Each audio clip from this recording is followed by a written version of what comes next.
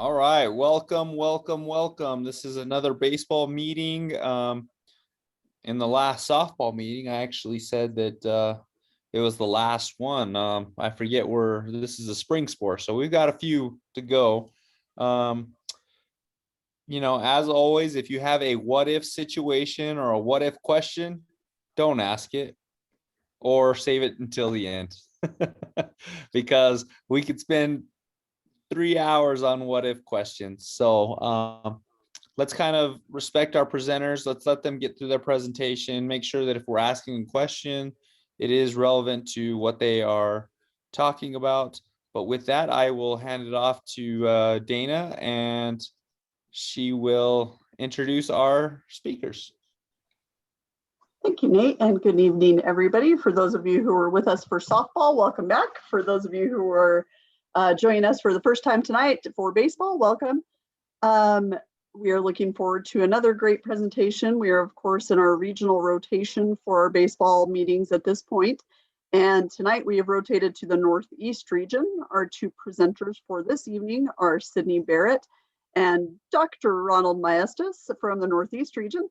And they'll be discussing a number of topics with us this evening. And out of respect for everybody's time, I will turn it over to them. So Sid and Ron, the floor is yours, gentlemen. Thank you, Dana. Thank you, Nate. And thank you for all the fellow umpires that are signed in tonight. There's some very experienced people on here. Dave Rast, good to see you. My job is to talk about obstruction. Keep in mind, obstruction is an act by the defensive team. You need help sharing? So at the bottom of your screen, there should be that share screen. Well, I've actually got the presentation. okay, can you put it up? Yep.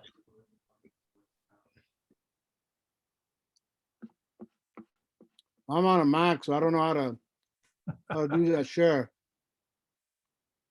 That's too bad, Ron, because you're a good man for having a Mac. All right, how are we doing now? Well, let me shut mine down. I'm still only seeing one person in the meeting. There's 68 total. You're good. As long as you can see your presentation, you're okay. So you're sharing your screen, you're good. Okay, so Up to the right-hand corner, you can do gallery view and that would let you see more people. well, I don't see the whole view of everybody.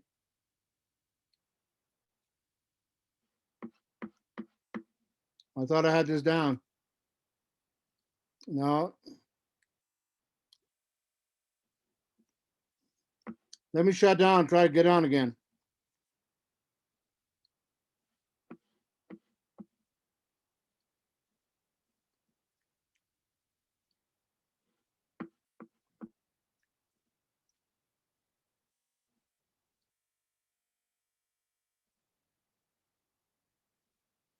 Yeah, it still doesn't let me launch into the meeting. Are you able to see the presentation, Ron? I do not. All I see is your logo. Yeah, that's NMOA. because he's on speaker. He's on speaker view. So right at the top right of that, Ron, there's a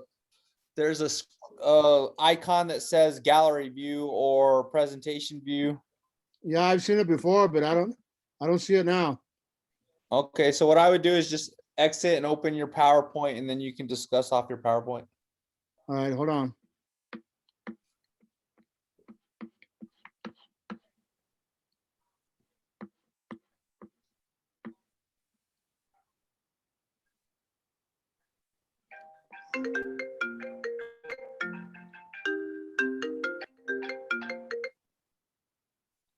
Okay, I've got my PowerPoint on.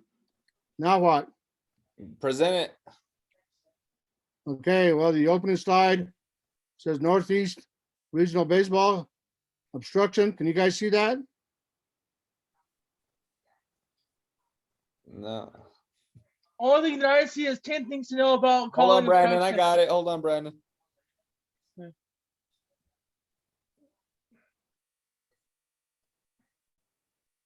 I don't see the gallery view. Wait a minute. There it is. If you had a Windows PC, it'd be so much easier. Yeah, well, I went to the dark side and I went over to a Mac. Sid, do you want to go ahead and do yours? Sure will. All right. Just want to confirm that everyone is looking at 10 things to know about calling obstruction. Is that correct? Yes, sir. Well, then we are rocking. All right. And that picture you see down there in the lower part of the screen is exactly what we're trying to avoid. So obstruction rule dates back to 1856. The basic rule here we're trying to enforce is order on the base paths. Although there are species of obstruction that take place off the base paths, most of the time we're going to be looking at what happens on the base path. So number one of our 10 things to know your terminology. Interference is caused by the team at bat. Obstruction is caused by the team that's defending. So you want to make sure you use the right word. We do have other forms of interference. There's umpire interference and spectator interference, but the only time you're going to use the word obstruction is when something has been done by the defending team, the team in the field, or in some cases, their friends in the dugout. So when you make that call, if it's the defending team, the call will be obstruction. Second thing you need to know, and this is a subject for your pregame conference, which umpire is going to make the call. Generally speaking, it's going to be the umpire closest to the obstruction. And in almost all cases, it will be the field umpire. There will be obstruction plays to be called around the plate, particularly in a situation where the batter hits a little tapper, just a couple inches off the plate, and then the batter runner and the catcher have to share a very small space there while the catcher's going for the ball. So that situation will be the plate umpire, but almost everything else happens out on the base paths. There will, of course, be situations where the plate umpire will jump out and make calls on the base paths as well. Number three, and this is the most important thing, memorize the rule book definition of obstruction.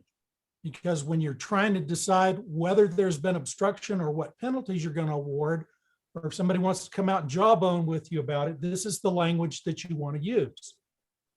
And in our high school playbook, it's 2:22:1. Obstruction is an act, intentional or unintentional, as well as physical or verbal, by a fielder, any member of the defensive team, or its team personnel that hinders a runner or changes the pattern of play.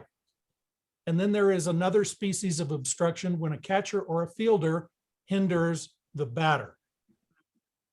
So the first thing that needs to go through your mind when you see something happening out there on the field is, has a runner been hindered?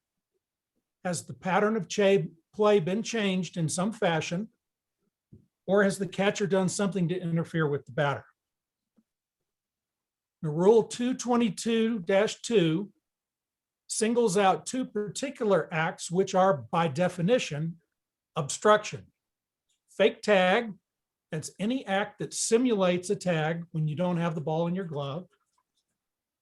And a situation where the fielder denies access to the base the runner is attempting to achieve without possession of the ball.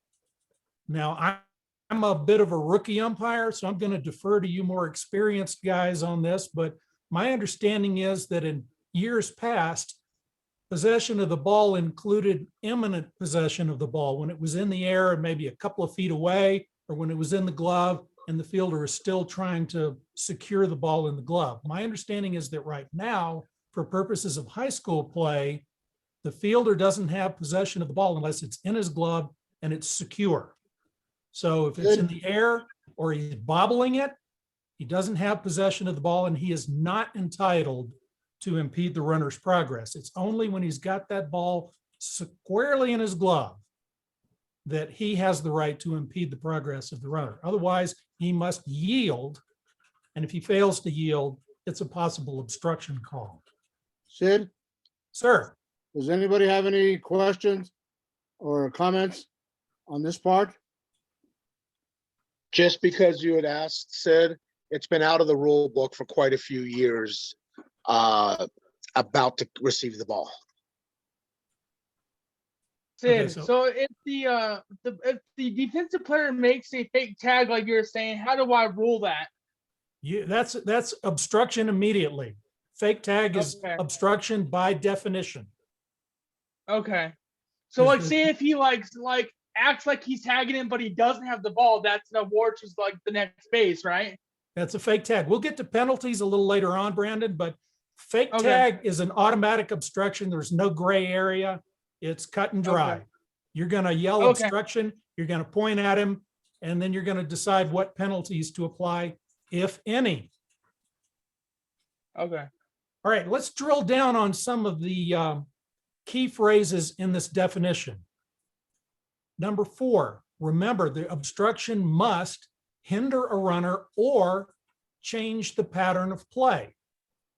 And there are situations where there might be some contact here and there on the base pass, where somebody may say or do something, but if it does not hinder a runner or change the pattern of play, we don't call it. We just let it go. So let me throw out 3 examples for you, and then I'm going to ask somebody to chime in and tell me what your call is. Runner hits a ball to the outfield, rounds first, goes about 10, 15 feet towards second, bumps into the first baseman, and safely returns to first base. What's the call? Obstruction, Why? because he was hindered. He was hindered. Now, does it matter that he probably wouldn't have made it to second base? Nope. Nope, it doesn't. That's obstruction. It is the responsibility of the first baseman to keep his body out of the way of the runner. What if the first baseman was watching the ball in the outfield, didn't know where the runner was, and didn't mean to hinder him? Sucks to be him. I'm going to interpret that as doesn't matter. That's, you are that's correct. true. Remember that it does not have to be intentional, even if it's unintentional. And you're going to get guys in your face when you call obstruction who are going to say, I didn't mean to do that. And you need to just say, I believe you, but it doesn't matter because unintentional obstruction is still obstruction. Let's take that second example here. The runner rounds first base towards second, realizes he's not going to make it, stops and backpedals and bumps into the first baseman, says, excuse me, and then steps on first base where he is once again safe.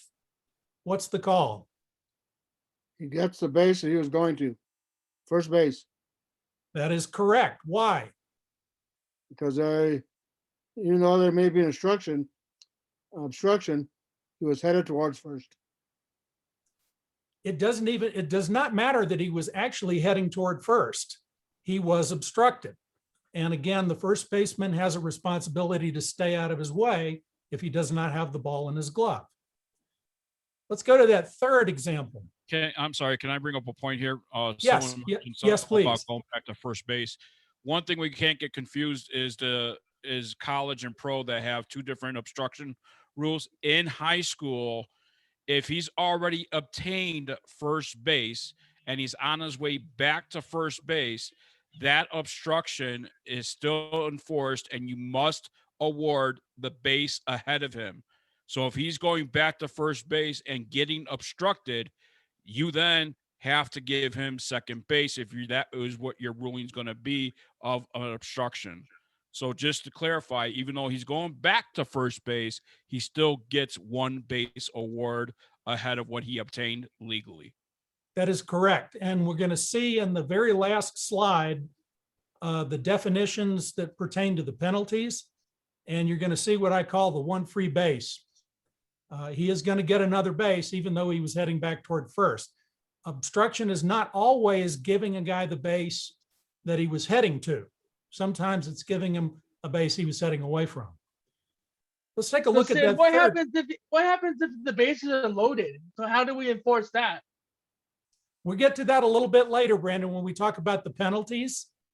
The Okay. penalties are a little tricky, and that's why I've saved it for last. So right Okay. now, what I want to make sure we're all clear on is the circumstances under which we will make the call. And only then do you decide what penalties, if any, to apply. Brandon, the key word, as you said, what if? And we're gonna hold those what ifs to the end. Yeah. Okay. All right, we've got a runner, hits a clean single to the outfield, runs through first base, turns right, bumps into the first baseman in foul territory. What's the call?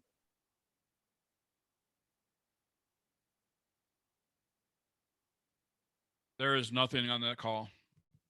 Correct. There's nothing on that call. He wasn't hindered. He wasn't doing anything. He had passed the bag. He's basically declaring himself to be safe by turning right. And you don't call that. That's simply not obstruction. It didn't change the pattern of play, didn't hinder the runner. Runner wasn't actually trying to do anything at that point. So do not yell obstruction in that situation. We've got some more examples from the rule book coming up after we finish our last slide. Number 5, and this is the key to the whole ball of wax, including interference. You've got to know who has the right of way. The purpose of the obstruction rule is to give the runner the right of way. When that runner leaves the batter's box, the base paths belong to him, and it's up to the fielders to get out of the way. There is only one exception, and it's a critical one, and that is if the fielder is making an initial play on the ball, then the fielder has the right of way, and it is the batter that must avoid him. An initial play on the ball means it has come directly from the bat, and the fielder is the first person trying to scoop it up. It does not apply to a throw from another fielder. Only when the fielder is making an initial play on the ball does the fielder have the right of way, and the runner must avoid him. If the runner fails to avoid him, what's the call?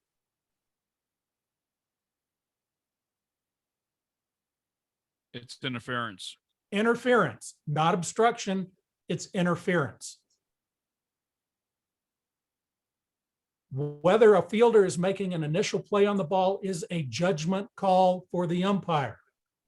That's your call. If you made it, you're not checking with your partner, that call is going to stand. Now, here's another situation where I'm going to defer to you more experienced guys in high school ball, but I was taught that if that fielder is making the initial play on the ball and he muffs it, he drops the ball, he is still making his initial play if he's within a step and a reach of the ball. And the runner must yield the right of way to it. Now, if he muffs it and it flies over his head and lands 20 feet away, then he better get his body out of the way of the runner. So what is the experience with you guys out there calling high school ball? Do you follow the step and a reach rule?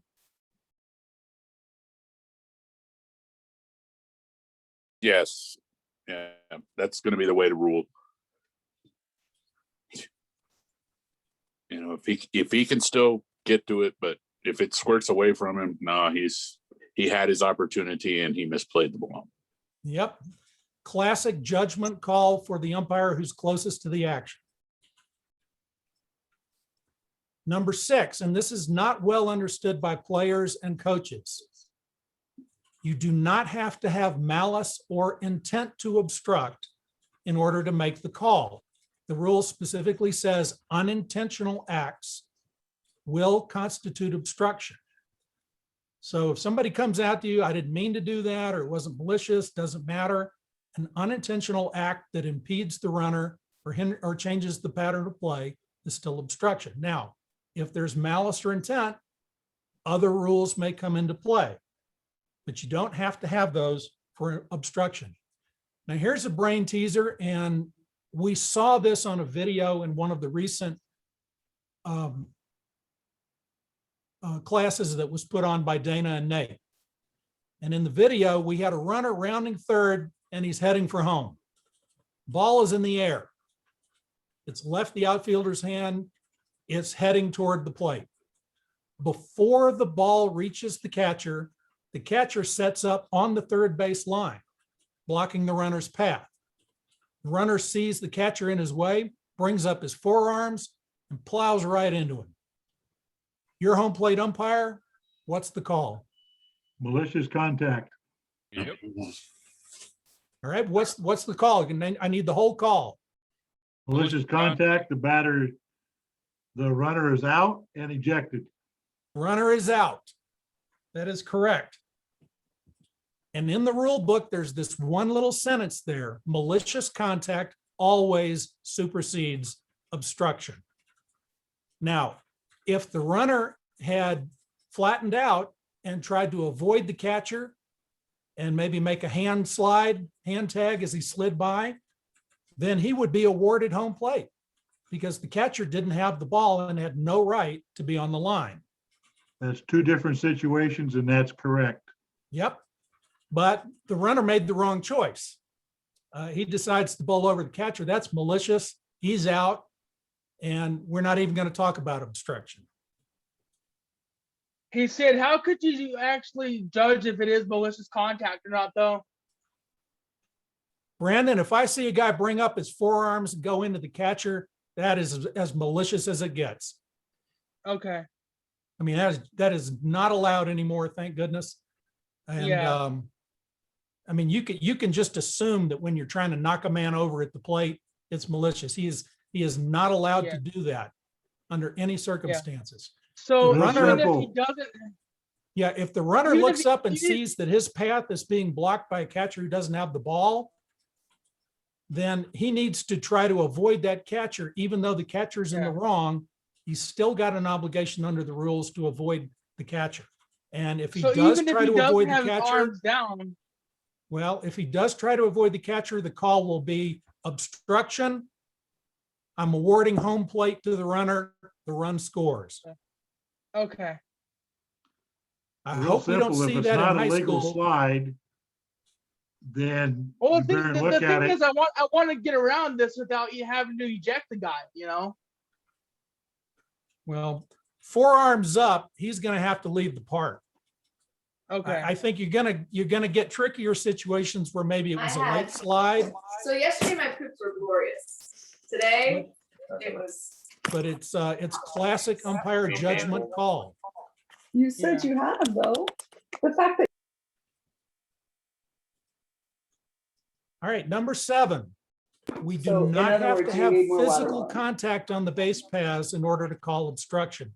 There are plenty of situations where the runner will be impeded or the play will be altered by something that doesn't require physical contact. One of them is verbal acts. And unfortunately, I've actually seen one of these as a player. Here was the situation. A ball hit to the gap in the outfield. Runner at second base, he's churning toward third. He's going to score. And as he approaches third base, some knucklehead in the defender's dugout yells out, "Slide!" And he did. And it cost him home plate. That's obstruction. It altered the pattern of play. It hindered the runner, even though there was no physical contact.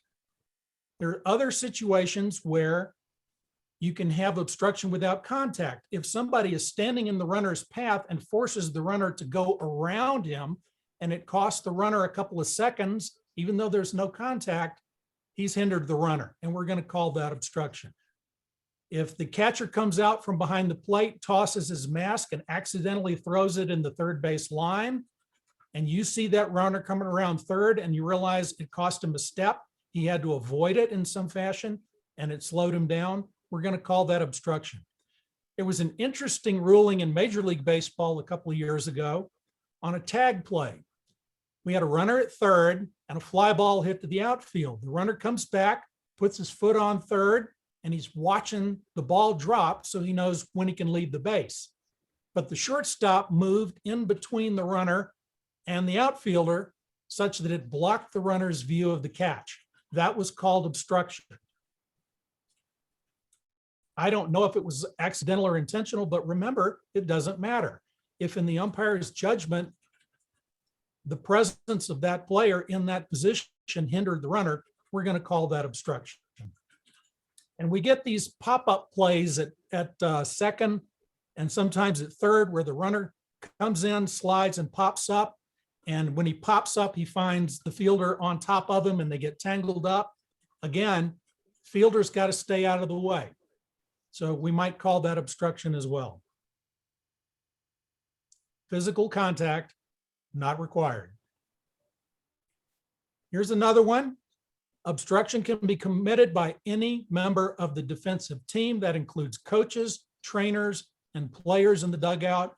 When you get obstruction from the dugout, it's usually going to be some knucklehead yelling something. And be on the alert for that. If you can tell where it came from, verbal obstruction is still obstruction. Y'all probably know this, but let's just make sure, know how to call obstruction. In high school, it's different from Major League Baseball and a lot of other levels. Obstruction is a delayed dead ball. Doesn't matter whether it's a play on the fielder or not a play on the fielder. Obstruction is always a delayed dead ball, which means you're going to throw your left arm straight out to the side with the clenched fist. You're going to say obstruction. You're going to maybe point at the person who did it, but we're going to let the play continue.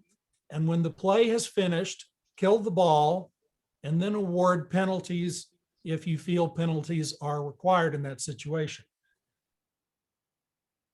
Unlike official rules of baseball, we don't have the type 1 versus type 2 obstruction. In high school, it's just obstruction. I'm sorry, I don't mean to interrupt here, but that arm extended is no longer a fed mechanic anymore. You point to the obstruction and you say obstruction, and then you let the play continue. Okay, is that everybody else's understanding? Yes. Yes, it's been that way for about 10 years. Okay, well, see what I have to learn this year?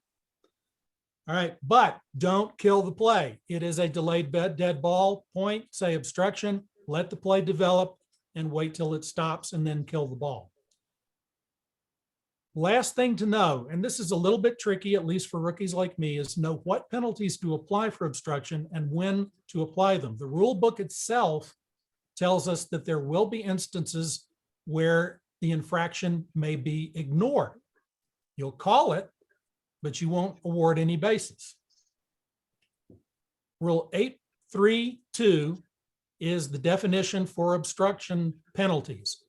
And it says when a runner is obstructed while advancing or returning to a base, the umpire shall award the obstructed runner a minimum of 1 base beyond his position on base when the obstruction occurred.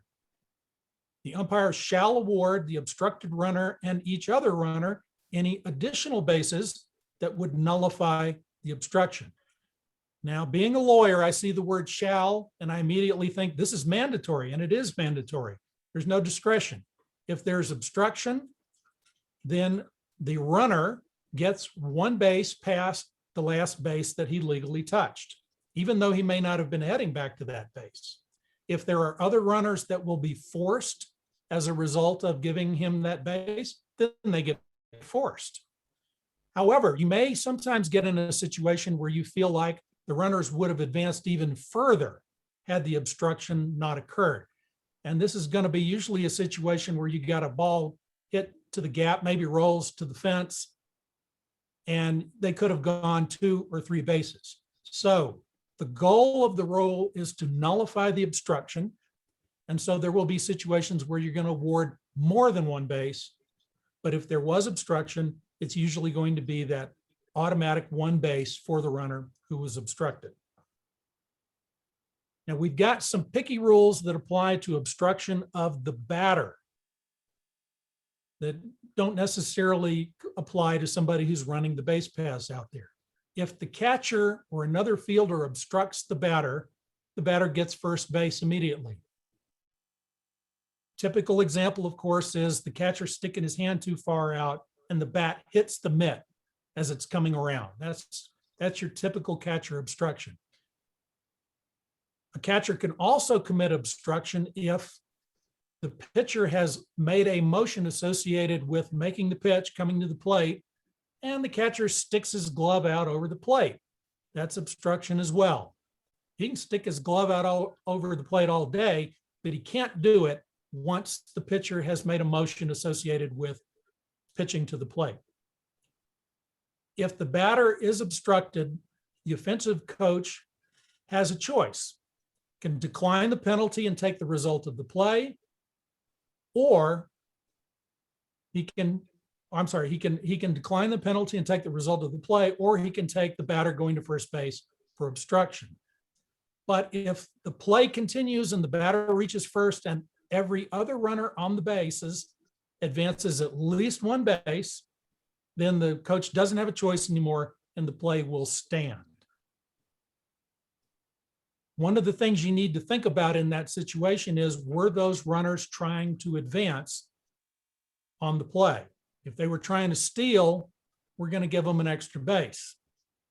But if they weren't trying to steal, they may stay where they were unless they were forced. So I've got some examples I want to give you out of the rule book, but this is a good time for questions or comments on the obstruction rule. Sid, I had one about the bases loaded thing. Could you explain that? Well, if you've got to remember that if somebody is awarded a base because of obstruction, and it forces other runners, then those other runners advance. Okay. There are situations where maybe you got a guy on third and you got catcher interference, so the batter is going to become a runner and go to first base on the obstruction award, but the guy on third base isn't going to move. He's going to stay where he is. Now, if he was trying to steal home at the time, that's a different situation. We're going to give the batter first base, and we're probably going to let the runner come home as well. And then another one I had was, I've seen this in the MLB a lot, where the batter swings at the ball and it hits off the back of the helmet of the catcher. I've seen interference be called on that. Is that true? That's an interference call. It's not obstruction. Okay. And there's a whole bunch of rules about hitting the catcher when you're pulling your bat back to swing and hitting the catcher on the follow through. But that's a topic for another night because we need to leave enough time for Ron. All right, let me just go through real quick, just a couple of examples that are actually in your case book. Said. And we'll let you make the call. Is it not? All right, we've got a runner on first base. He breaks for second on a steal attempt. The catcher, upon receiving the pitch, throws the ball way up in the air to the shortstop. And one of the defensive players yells, "Get back, get back." The runner thinks that the batter hit a pop-up and starts back to first base. What's our ruling? Obstruction. Why? Because their verbal signal affected the result of the play. Yeah, altered the play. He altered the play, he hindered the runner. Hindered the runner. Yep. He deked him into going back when he was trying to steal. So yeah, that's going to be obstruction. All right, here's another one. Batter hits the ball into the gap. He rounds first base. He's heading for second. Shortstop is waiting for the throw, sticks his foot in front of the base. What's the call? Interference. No. Obstruction. Call is obstruction. Why is didn't it have the ball. obstruction? He didn't have the baseball. Put his Didn't foot have in the front of the baseball. back. He can't block the plate. I mean, he can't block the base. And you will see guys doing that every once in a while. They'll try to put something in between the runner and the base so that the runner can't reach the base. They can't do that unless they have the ball securely in the glove. All right, here's an easy one, but you're going to see it. Runner is coming around third. He's going to come into home to score. Outfielder throws the ball home. Catcher puts his foot just barely on the chalk line before he gets the ball. What's the call? Honestly, that's interference, right? No. This call is a judgment call. You got to judge whether that foot impeded the runner to score or not. If you don't judge it to impede, then it's nothing. If you judge the foot to impede the runner from scoring, then you have obstruction. That is correct. Brandon, we're not going to call that interference because remember our terminology. If it's committed by the defending team, it's obstruction, not Okay, interference. the reason why I say interference because you mentioned putting his leg out in front of the player to keep him from going home. That's why I immediately thought interference. Yeah, but remember, a catcher obstructs, a runner interferes. Okay, so that I would know be it's kind of obstruction, silly, not but the rule book interference. gives us different words for this thing. And you don't want to be the umpire out there that points at a catcher and yells interference, because there'll be a few people in the stands who kind of look at each other going, what the heck was that guy talking So about? just to get myself straight, when he does that, like John said, judgment call. But if I judged it right, it would be a obstruction rather than interference. That is correct. And remember, if that catcher does not have the ball, he cannot block the runner's path to the plate. Okay. It's going to be a tough call when he just barely touches the chalk because most runners are usually coming in. They're not coming straight down the line. They're coming in at an angle. Yeah. And my understanding of the base path is a straight line between the runner and the plate, not between third so an base. obstruction is a defensive situation. Interference is like an offensive situation, right? You got it, Brandon. You got it. Okay. Very important to know which word to call. All right. Well, I've run out of stuff to say, and we need to leave enough room for Ron to work his magic. So if you guys have any other questions, maybe let's save them up till after Ron is done. The way I remember it, it's kind of an oxymoron. Obstruction, which is an O, is on the defense. Interference is the other, but obstruction is an O is on the defense. That's the easiest way to remember it. That's how I do it. Never put the two O's together.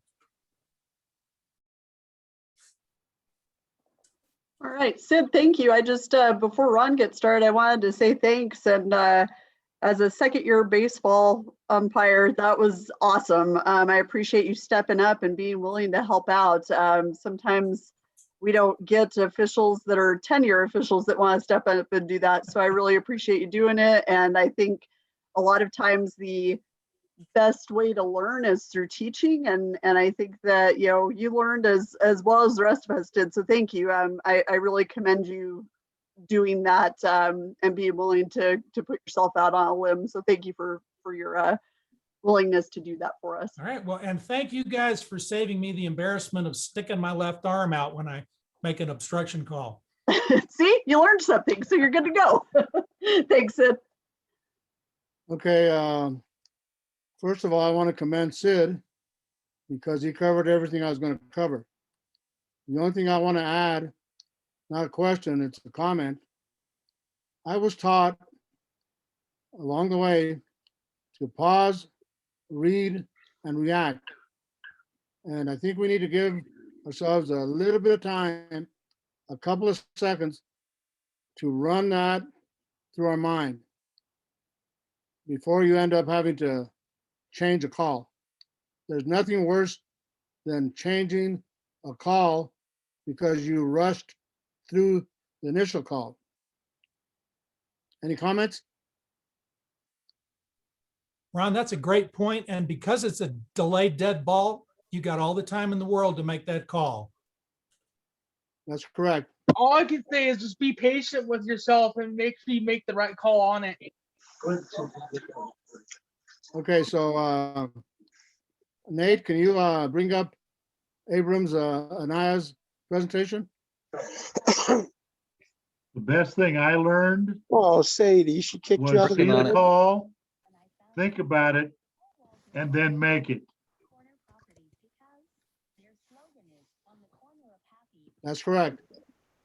If you want to speed your game up, you have to slow down.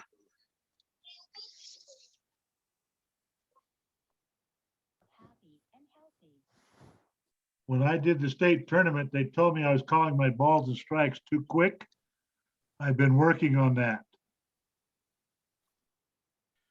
And two most common obstruction calls you're going to see is typically at first base on an extra base hit. You're going to see the first baseman squeezing the first base bag where the runner wants to get on an inside bag. and sometimes the runner can't get on the inside back because the first baseman standing. You'll see that at the lower levels essentially. And the other one is a pickoff at first base. Ball gets wild. The first baseman's trying to dive for the ball and lays on a runner. So those are just two typical obstruction calls you'll see on the field. I haven't had any obstruction calls my whole career. So can anybody out there give me some good advice if I do become up on an obstruction call at all? Can you guys see that real quick before you guys get to that question? I just see a black screen there, Nate. Dana, I'm running into the same issue. Okay, go ahead and stop your share because I've got Abram's presentation as well. All right. I just have to Can find anybody it. get my question? Brandon, just take your time making the call. Don't stop the play. Use the right word, obstruction, and then remember your rule book for what penalties to apply, if any. Okay. All right. Thank you. Yeah.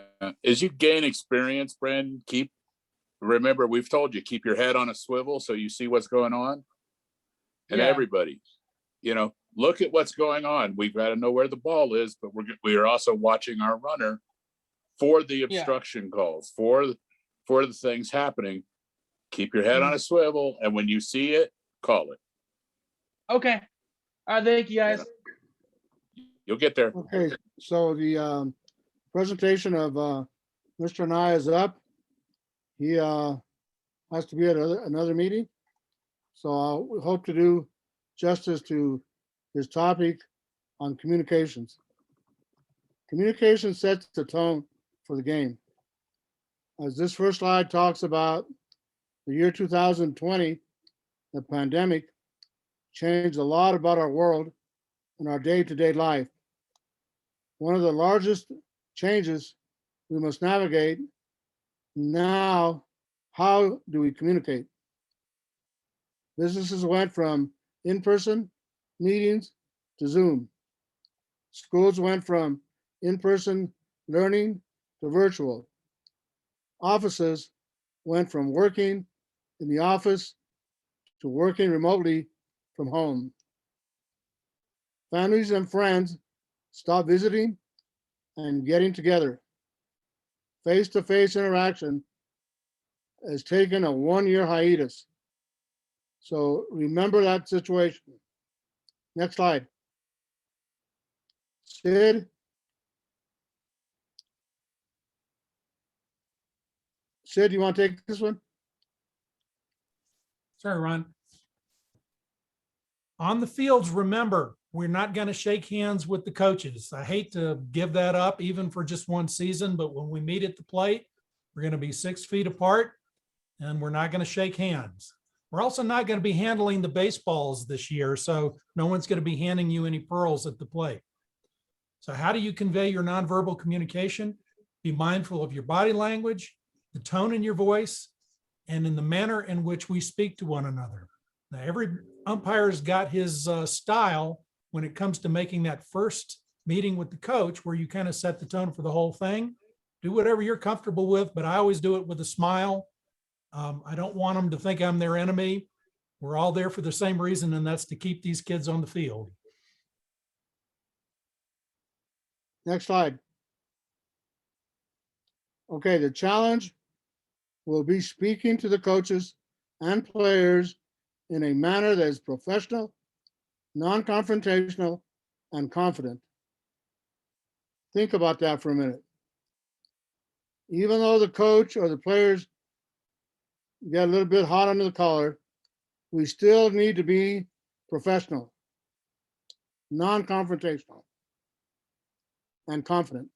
And I think the more confident you are, the other two will come in very handy. There is a big difference between confidence and arrogance. There is no place in the game for an umpire to be arrogant, especially with the players, and more so with the coaches. Now, I usually will start a conference at the plate by asking the coaches or discussing with the coaches that we will answer questions. Statements have no answers. We'll talk about statements at the end of the season. But try to keep those kind of situations in perspective. If the coaches want to discuss a misapplication of the rule, absolutely, let's get that right. But if it's a statement, and I'll give you an example. One year I was calling the game between La Cueva and Carlsbad. Stan McKeever on one side and the coach from Carlsbad. That's probably the closest I was ever going to get to the minor leagues. I was calling on first. All of a sudden, Coach McKeever comes charging out. About 5 steps before he reached to me, I asked him, "Coach, are you questioning judgment?" All of a sudden, he looked at me and he said, "No, good judgment." Made a 180 and went back. There was no need to confront him. There was an opportunity there to be professional, and he reassured me by his actions about saying, "No, I'm not questioning judgment." When you study, know, and can effectively explain and apply the rules, you are confident in your knowledge. There's no substitution for getting in that rule book and that case book week after week, day after day. Once you finish a game, go back to that rule book. That rule book is going to be your best friend or your worst enemy.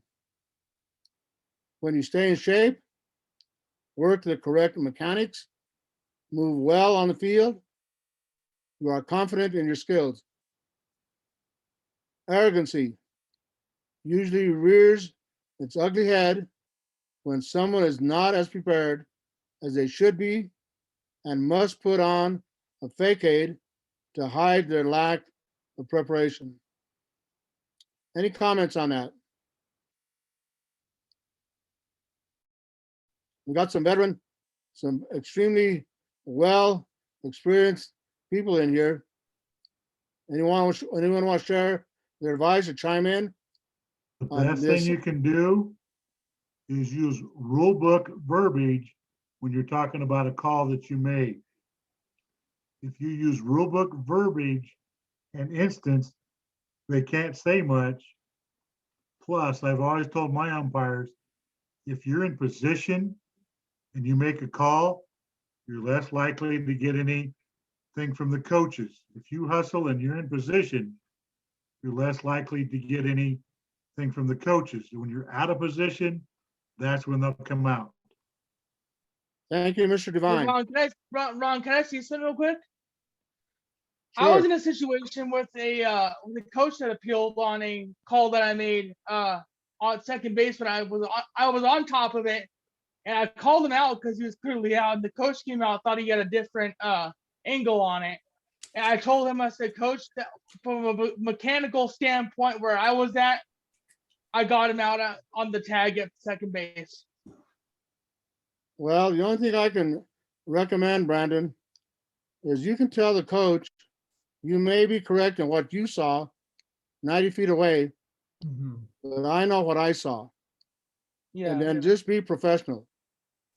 Yeah. Just don't say, "It's my call. I've already made the call. Shut up. Go back." Yeah.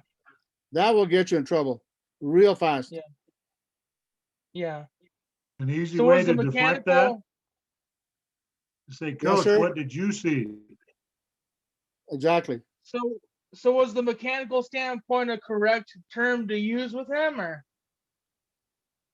Well, just make your decision based on the rule, based on the book.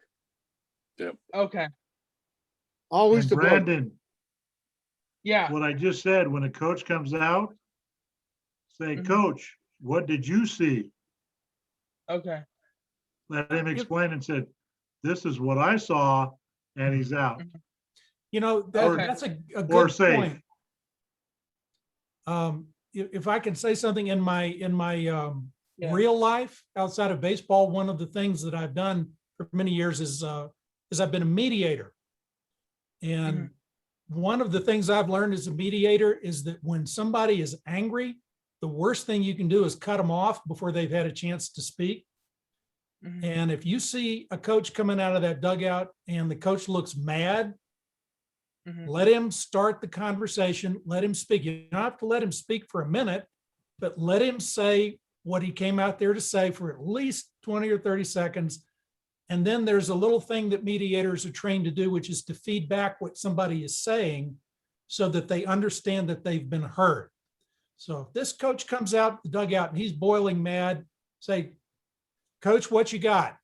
And he starts saying blah, blah, blah, blah, blah, blah, blah, blah, blah. And you say, look, I hear you saying that you thought the runner beat the tag, but I saw something different from where I was. I saw the ball got there first. But the worst thing you can do is when they get two words out of their mouth, cut them off and start talking to them, because it's going to go downhill from there. Yeah. The other thing, Brandon, is I think it's important, as Sid pointed out, let them speak. But if they start repeating themselves, okay, then I think you need to remind them. Cut them off and tell them what I saw. Well, I would suggest if they're really angry, if you're going to interrupt them, say, Coach, I hear you saying, and give a fair description of it. And that way the guy feels like he's had his say, he's been heard. Yeah. Yeah. Okay, going on. The last point on this slide, umpires around the country, especially those umpires that earn their right to call at the next level. And we have some very good umpires in New Mexico. All display confidence, but never arrogance. The Jay Cousins of the world, the Tom Litchfields of the world, the Dave Rass of the world, the Big Johns of the world. Display confidence and never arrogance. Next slide. One thing that Zoom has taught us is that you hear the people and then you start talking. And that's an important skill, Sid. You are right. Let them have their say. Don't interrupt them. And then say, Coach, I heard you say that your runner did this. And then say, but I was in position and I saw this. Because they're coming out to support their player and their team. But if you give them that and you do it politely like that, you're going to avoid all sorts of trouble. Yeah, I mean, he may still be mad when he's heading to the dugout, but when he cools down, he'll realize he had his say and he was heard. And he supported his team and you allowed him to do that. And he'll accept the ruling a lot better that way. Nonverbal communications. Stand tall and confident, but relax. It's not combat. You don't want to adopt a posture like you're getting set to fight. And when we talk about listening to the coach, you got to appear that you're listening as well. Look them dead in the eye, keep the mouth closed, nod your head.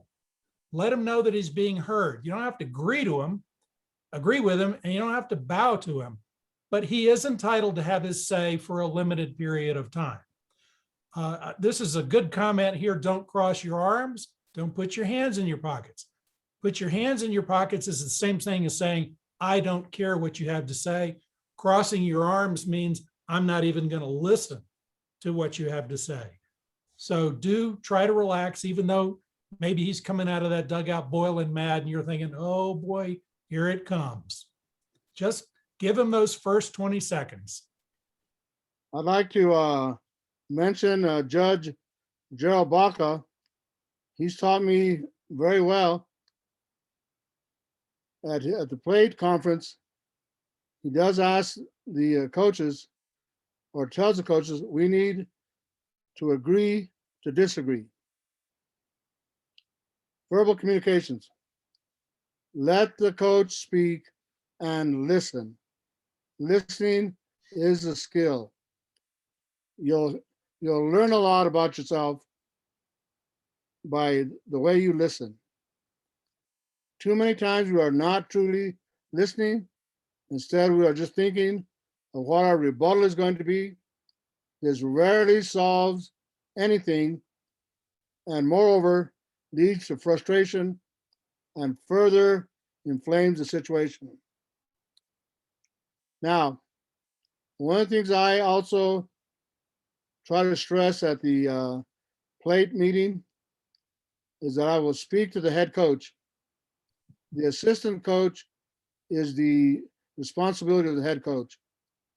All I want to hear from the base coach is back, and every once in a while, maybe if he says good call. Over time and through experience, you will learn when it is time to let the coach know it's time to move forward and play ball. Again, agree to disagree, but do it professionally. Do not use threatening words and saying it's my call, I've made the call, go back. And of course, never, ever, never say shut up. That is very infantile. That's not a vocabulary of some adults, okay? No matter how excited or animated a coach gets, never, never, ever lose your cool and never, ever rise to match the coach's emotion. Again, this verbal judo will get you nowhere fast. As you speak to the coach, maintain your calm level of voice inflection and mind the language you use. In sports, the coach can have the last word, but the official has the last action. Any comments? Anybody want to chime in? Ron, I want to add on to that, the shut up coach thing. I didn't get into that really with the coach, but I have told the coach a lot, that's enough. Okay, If you have to. if you have to, Yeah. that's correct. One thing I'd like to add, just as a personal comment, I mean, my umpiring experience in Atlanta was with grownups, but we're Yeah. umpiring high school kids, and we are an example for them, and they're watching us. And that's something I try to keep in mind all the time when I'm on the field. I haven't had bad arguments up here in New Mexico with coaches, but if I have one, the thing I got to be thinking about is those kids are watching both of us, and how they act in a similar situation later in life may be affected by how we act. So if they see me yelling back at a coach who's yelling at me, they're going to think that's how you handle the situation. If they see me staying calm and patient while the coach is yelling, they probably walk away thinking, I have a choice, to yell and scream or to handle it professionally. But we are on stage. Those kids are watching us. We need to set a good example for the kids. And on top of And that, just never tell them to shut up. Like honestly, that's gonna get you in the worst trouble you can ever get into. I mean, I agree. learned that from a referee long ago when I was first started basketball. A referee told a coach to shut up, and he got an earful for it, man. I agree, but keep in mind, we represent the New Mexico Officials Association, Mhm.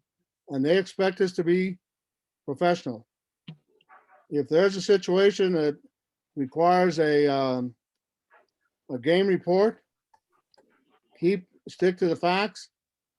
Don't express opinions. Report the facts. Next slide.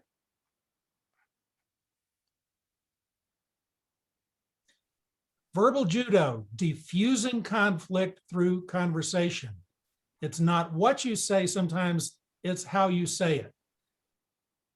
Some studies have shown that up to 10% of what you say, the content of what you say, creates the perception. The majority of it is how you say it and how you deliver it. Body language, tone, delivery. A guy who's mad at you, or a woman coach who's mad at you and is coming out there to yell, is expecting an argument in return. What they are not expecting is for you to listen to them and respond calmly. I can't tell you that's going to diffuse the situation in every instance, but just think about it. It's hard to stay angry and yelling at somebody that simply won't yell back.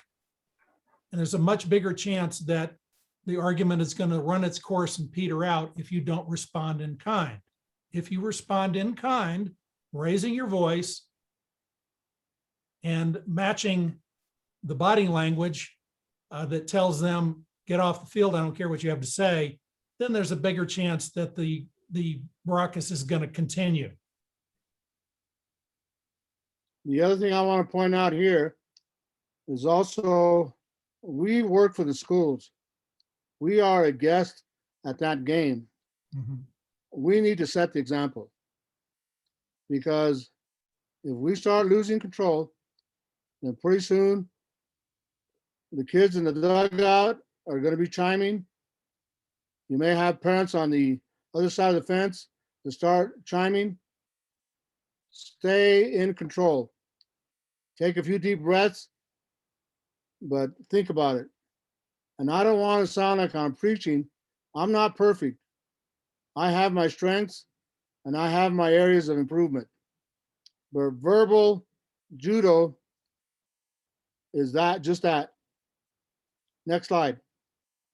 Remember, these games are an extension of the classroom. Absolutely.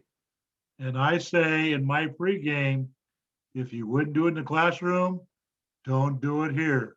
That's Absolutely. good. That's good. Okay, what is verbal judo? What not to say, verbal deflectors, professional language, paraphrasing, the 5 steps. Next slide.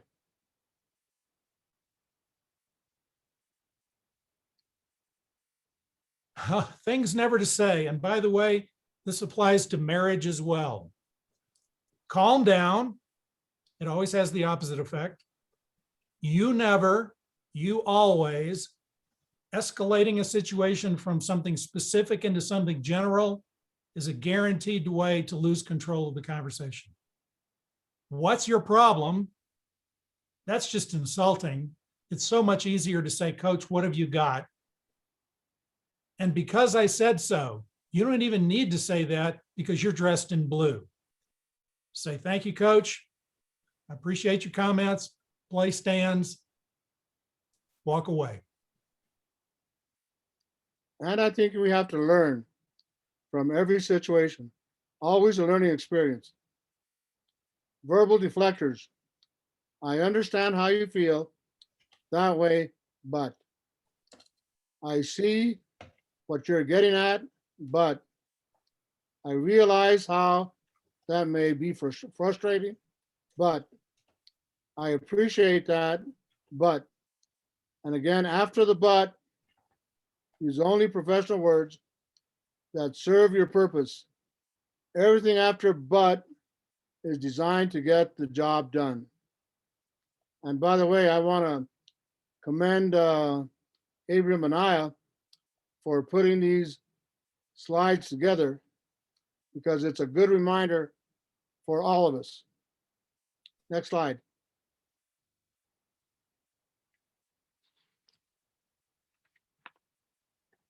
Ron, is this one yours or mine? Yours. All right. Use professional language to achieve your goal. Your goal is compliance, cooperation, and collaboration. In using professional language, direct that person to your goal for the situation. Directing personal behavior, not the art of BS. And to me, one of the hardest things to learn about being an umpire is never taking it personally, even when it's intended personally. Next slide. The benefits of paraphrasing. Now have you hooked the other person? It's the only way to interrupt someone without generating further assistance. Hold on a minute. My regional signer is calling.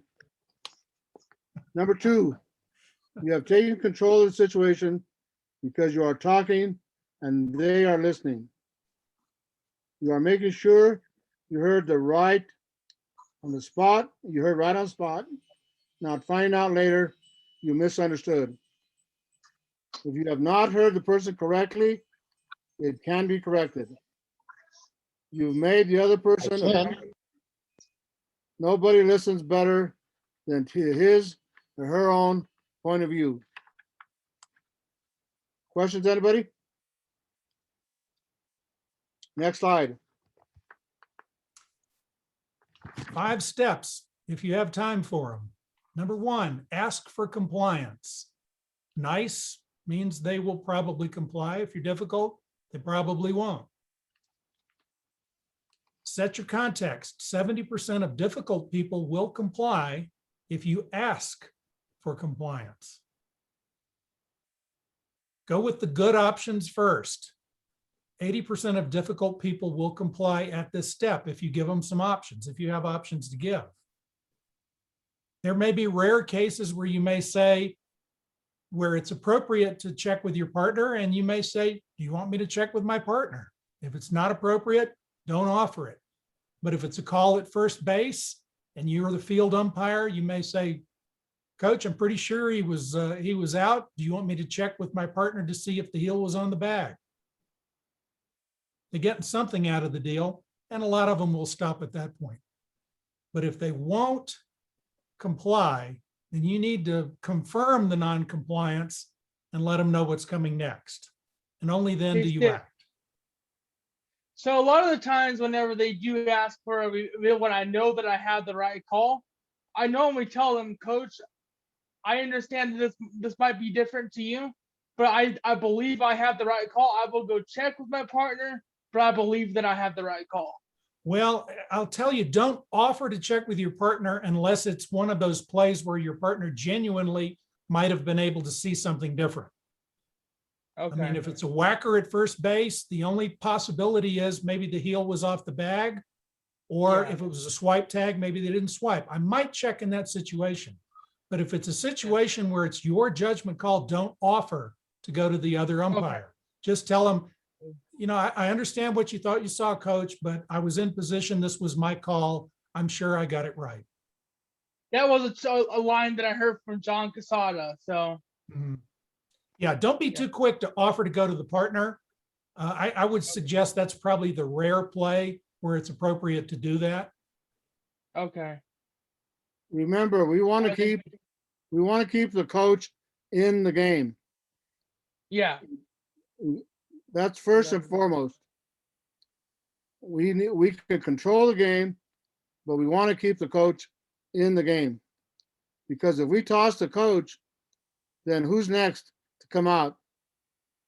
He may not have an assistant coach. That's the thing.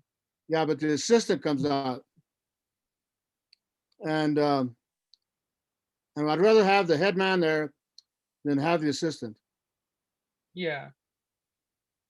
Okay, I think that takes us to the end of the slides. I don't know if anybody has any comments or any reaction, any gems of You know, I do like the technique, guys, that if we are ever going to go and ask our partner for help, send the coach back to the dugout. Absolutely. Let him get there. Then we'll consult with our partner. You know, because then if he comes out again, look who's being the aggressor. Yeah, so put them back in their house, you know, and we communicate, and then we'll make the call. Good advice. See, there's a veteran talking. My advice to all the people out there, what I learned when I was working with Mike Riley was never change your call when you make it, especially if it's a judgment call. Because I learned that lesson really well. Whenever I changed my call, whenever I knew that I shouldn't have, I got a lot of heat from it. So. All right, and guys. then Jay Cousins always told me, he said, the minor league guys never change the call. Why should you? Sid and Ron, I want to thank you all. Thank you for an amazing job tonight. Great presentation, and of course, Abram for putting it together, and so great job. Thank you, Nate. Absolutely. Thank you, guys.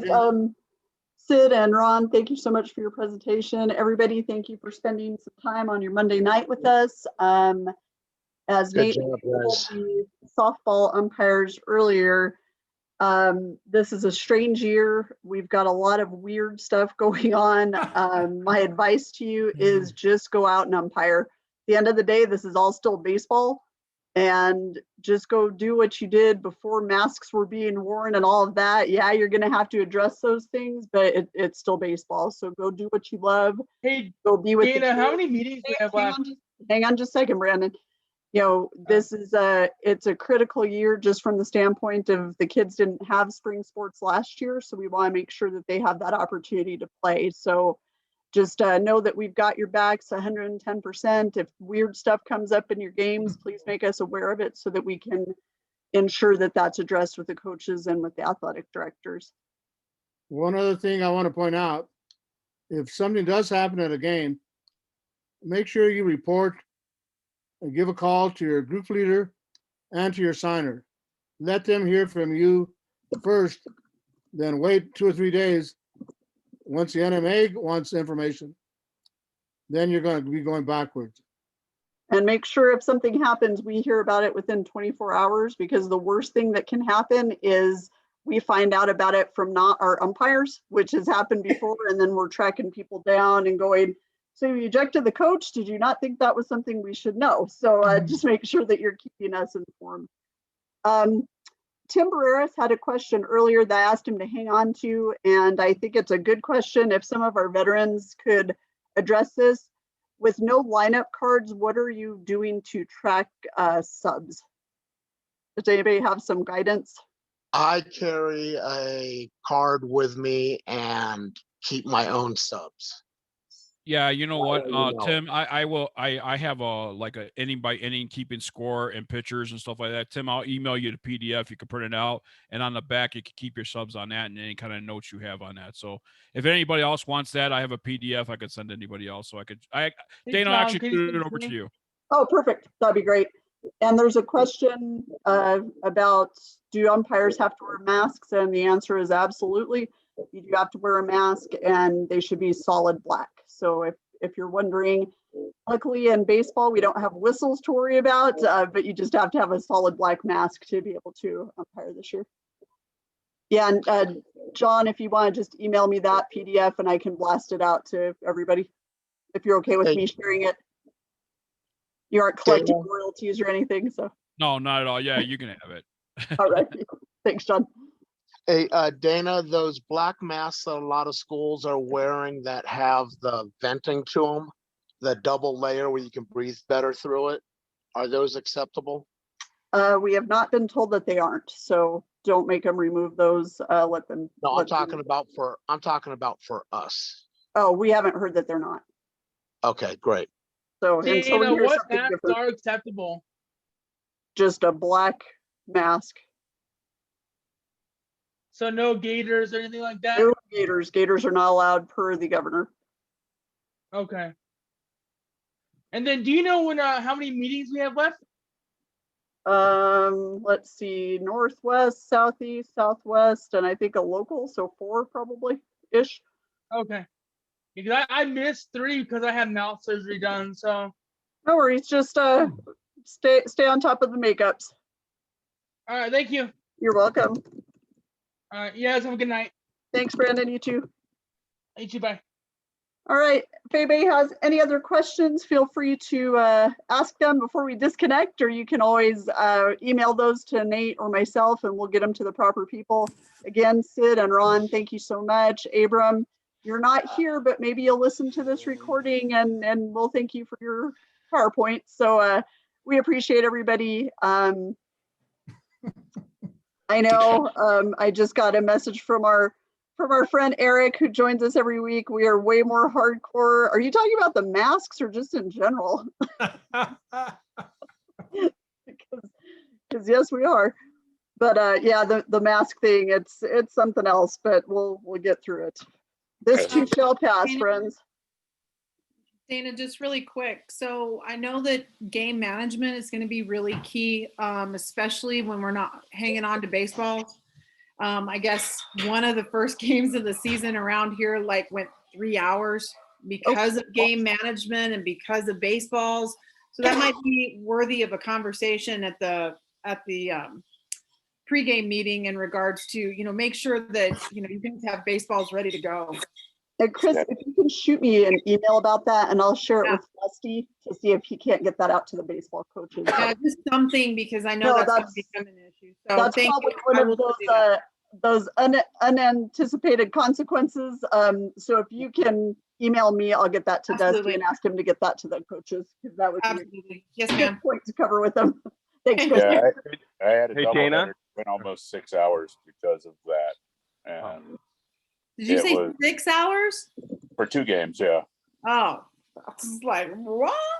Okay. Yeah, and the best thing I could suggest is, have the defense have a kid, if they have a substitute, just sit there ready to feed a ball in. If they have another one that can run to the backstop instead of the catcher running to the backstop, every time there's a foul ball, that's going to save you 10 or 15 seconds, 20 or 30 times a game.